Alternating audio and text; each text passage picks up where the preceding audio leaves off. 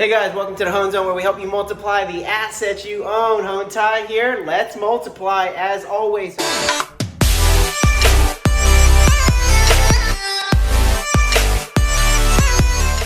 So I am at the property here. We got Miss Lucy here. How's it going? She lives here at the property, but I'm gonna show you guys a couple of things that we're doing. So this room here currently has nothing going on. It's got the refrigerator, but what we decided to do was we were gonna install the kitchen in this room because currently the kitchen was in this room here. Let me show you guys. So the kitchen used to actually be right across here, right? We had the stove over there, and then we had the sink and a drawer right here. And this floor was actually kind of slanted, and this door didn't work right because of the slanted floor, this whole bit. So this shed, this is actually a shed. This here is the wall to the house.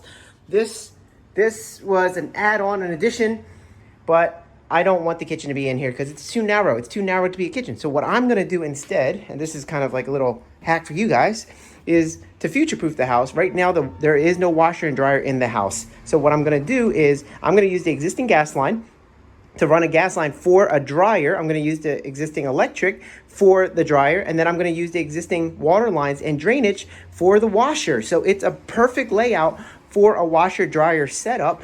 There's just no washer dryer hookup, so I'm just gonna put that washer dryer hookup there. I'm gonna redo the floor, I'm gonna paint the walls, and this room is actually gonna be really nice once I get done. But right now, it is in the crazy phase.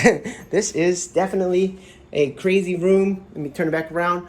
So right now, this is my plan of making this house a nicer place for the current tenants because they deserve a great kitchen to use. So again, this area here, this is going to be where the kitchen is going to be. I'm going to lay it out for you guys. So here, right, you guys can see me. Hey there. I'm doing it for my cell phone. What can I say? So in here, we're going to run the kitchen along here, and we're going to close off that window. We're going to close it off from the inside, and then from the outside, it's still going to look like a window, but from the inside, it's going to be flat. And then this is going to be the wall where we put the cabinets. Cabinet up here, wall cabinets. Then we're going to do bottom drawer cabinets. We can do the countertops. It's going to be a long 36-inch base, but the sink is only going to be about 30, so there's going to be a significant amount of counter space.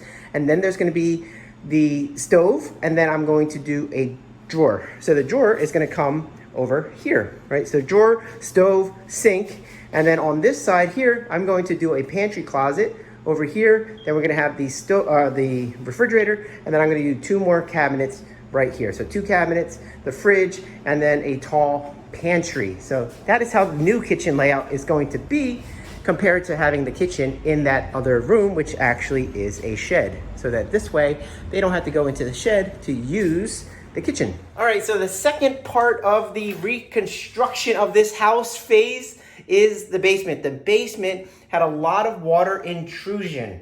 So here you see the basement. There's still a lot of moisture down here, but what we did was we dug a perimeter trench all the way around, as you can see. It goes all the way around. We went around the water tank and the heater, of course, right? But it goes all the way around, and then what we did was we installed this pipe here. This pipe here has holes along the side, and those holes allow water to get into the pipe. So as water comes up from underground, it's gonna go into the pipe, and then it's gonna follow the pipe all the way to this sump pump here. All of the water follows the pipe, it goes into the sump pump, and then it gets kicked out into the drainage. Now, some counties don't allow you to do that, but here in Philadelphia, we can do that. The gravel or the stone, as you can see, that stone is to prevent the pipe from getting clogged up with debris. So, and then it also gives water a place to go once the water starts coming up. And the path of least resistance is within the black pipe. So again, the black pipe has holes in it. Now, something else that we're going to be doing, and this is good for you guys to see, but this is a knob and tube set right here. So these fuses actually pop, unlike the breakers that go on and off. So if these pop, you have to turn them out or twist them out and then put a new one in. So this is actually not great, not great. So I have to update this. I'm gonna Now, do I have to? No, I don't technically have to, but should I? The answer is yes. And am I going to? The answer is also yes. because that is an old setup, and I want this house to be nice. I want this house to last for years and years and years, because this is an asset of mine, and my job is to multiply the assets that I own. I'm gonna have this house for many years, and even if I don't have it for many years, when I go to sell it in the future, if I go to sell it in the future, it will have more value because it was done right. Make sure you guys are not slumlords when you guys become real estate investors. Put the money into the house. It will come back to you. It's going to be worth it. When you're getting the appraisal, you're going to get higher appraisals. When you try to resell it, it's going to sell for higher. If you try to rent it out, it's going to be rented for more, or it's going to be rented quicker because there's going to be competition wherever you are. So you want to dominate that competition by having the nicest property. Now, you don't want to over improve. You don't want to throw more money into the property than the property is worth. But that is where you guys analyze the property correctly the first time before you buy it. So make sure that you know that you're buying it at the right price, so that when you put the money in, you are still under the after repair value. This way you can refinance and pull all of your money back out. So here, it's not glamorous, guys, but this is the asset. These are the assets that you buy. And you buy enough of these using other people's money, and you can buy so many that you may never have to work ever again. But that's up to you to decide, because once you have the money, once you have the wealth, you get to decide what you want to do with your life. Some of you guys want to escape your 9 to 5. That's fantastic. Other of you want to stay at your job, but you guys want to become millionaires for whatever reason. Fantastic. You can do all of that with buying properties, multiplying the assets you guys own. All right, guys. So I am sitting here with my tenant, Miss Lucy. Say hi, Miss Lucy. Hi. So I just told Miss Lucy that I'm going to install a washer and dryer in her house for the first time. How do you feel about that? I feel great because I don't have to go to the laundromat anymore. Yeah, that's a big difference, right? Because Right. you were going to the laundromat, what, Yeah. twice a month? Yeah, right. And then you had to push a cart Right. for blocks with all the clothes in there. That's right. And you had to spend a lot of money to do it. Yeah, that's right. So now you're going to get a washer and dryer in the house to save you from doing all of that. No, all of that. My favorite part about you, Lucy, can you tell everybody how old you are? No, I'm 39. She's 39 years old. The lady had that on her. Boy, she was 71, 72 or something. She put, no, she was 95. But she put up at 39. Jack Benny, that's what the Jack Benny used to say. He would never tell his age. Oh, He'd yeah? tell him he was 39. Oh, yeah? Yeah. Okay. So you want to stick with 39 for the folks on the camera? Yeah. She looks great for her age. Let me put it that way. She's fantastic, though.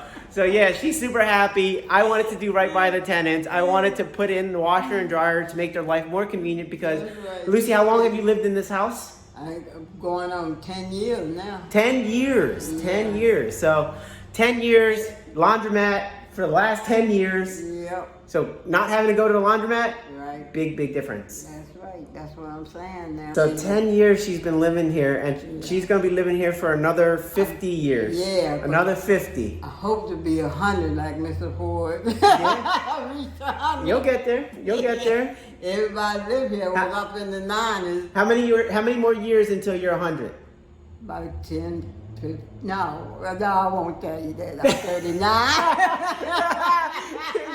Oh, I almost got her. You guys saw that?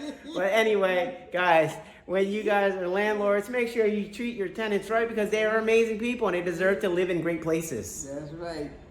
That- And then we don't have to live with the roaches and the rats anymore. Yeah, we got to take care of all that. All that. All right. Well, yeah, thank you, Miss Lucy. Right. Thank you. You were doing good. I'm still 39. You're still 39. You're Yep. still 39. Yep, Right. yep. All right, guys. So, yeah, that's Miss Lucy for you guys. Hey, guys, I hope you enjoyed that walkthrough. I hope you enjoyed meeting Miss Lucy there. She, if you guys were wondering how old she was, I know she said she was 39. She is actually 79 years old. She's almost 80 years old. Yet she has all of that energy and she's super happy. So every time I deal with her, she's a joy to deal with. So I feel happy to build up her house to where she can use it. She doesn't have to go to the laundromat anymore. She's gonna have a nice kitchen to cook in. It's gonna be a wonderful place for her to live. So it makes me happy to do that for her. In terms of the rehab though, in terms of the numbers, The amount of money that I'm going to be throwing into the property is probably going to be around $20,000, give or take, and the purchase price was $55,000. So that's $75,000, 55 plus 20. That's $75,000. Let's add some closing costs and things like that. So we're all in for $80,000. But the property, the after repair value is probably going to be in the 130 to 150 range. So that means I get to refinance all of my money back out, and will have a good amount of equity in the property.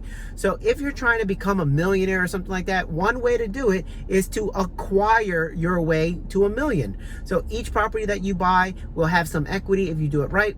And then you just keep on stacking that over and over and over. And before you know it, you will have over $1 million in equity. So if that's something that you're interested in, you can do it with real estate. Your job though is just to multiply the assets you own. If you guys are interested in knowing how to analyze properties so that you know that you're getting a good deal, go to hoanzone.com and check out my book. There I break down how to analyze deals so that you're not overspending on your rehab. It's super important that you rehab your properties the right way, but you also have to make sure that you don't over improve and spend too much money, because that is how you start losing money in this business. And if you do that enough times, you will be out of business. So don't do that.